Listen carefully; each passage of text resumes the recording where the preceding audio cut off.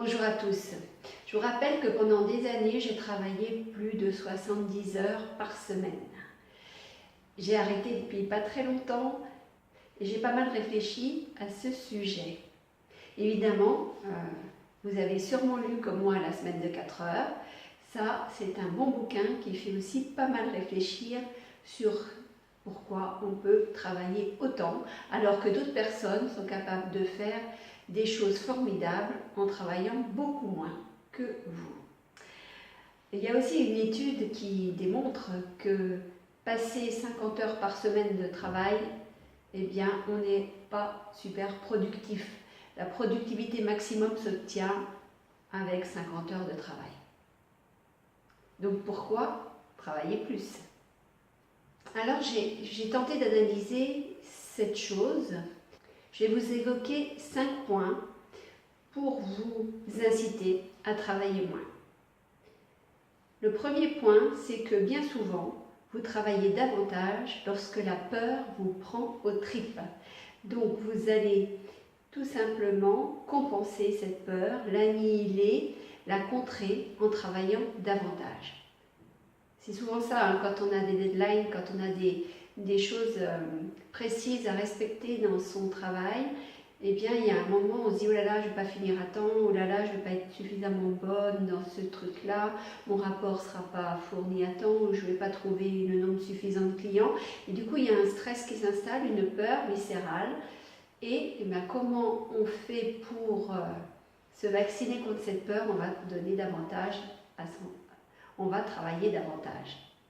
Alors dans ces cas-là, quand la peur arrive, acceptez-la, mais laissez-la partir, ne la retenez pas et surtout, bien, pour qu'elle s'en aille plus facilement, détendez-vous, relaxez-vous, arrivez à pacifier, à calmer votre mental.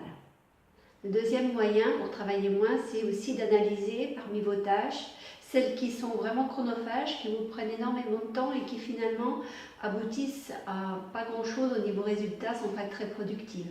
Donc ces tâches-là, vous pouvez les éliminer. Peut-être qu'elles ne servent pas à grand-chose, ça vous prend du temps, mais ça n'apporte pas grand-chose à votre travail. Troisième point, sachez aller droit au but. Que souvent, quand on voit des présentations ou quand on entend des gens qui présentent leurs travaux, ils ne vont pas droit au but, ils délayent. Donc évitez de délayer, foncez droit au but. Ce sera beaucoup plus productif, ce sera plus agréable aussi pour les autres à écouter. Et puis, vous perdrez moins de temps à préparer ce travail. Quatrième point, il y a aussi des personnes qui ne savent pas faire grand-chose d'autre à part travailler. Parce que ces personnes manquent de centre d'intérêt tout simplement. Alors du coup, elles ne savent pas quoi faire, elles bossent.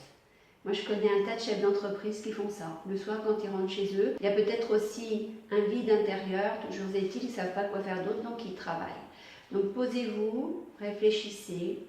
Comment pourriez-vous occuper votre temps prendre soin de vous, vous détendre, je ne sais pas, il y a 1001 activités possibles. Moi, c'est vrai que ma vie regorge d'activités diverses parce que je m'intéresse à énormément de choses. Et le cinquième point qui découle du quatrième, c'est tout simplement que si vous prenez du temps pour vous, si vous vous faites plaisir, eh bien pendant ce temps-là, vous allez recharger vos batteries, vous allez retrouver de l'énergie, vous allez vous ressourcer et tout ça vous permettra de travailler ensuite de façon encore plus efficace.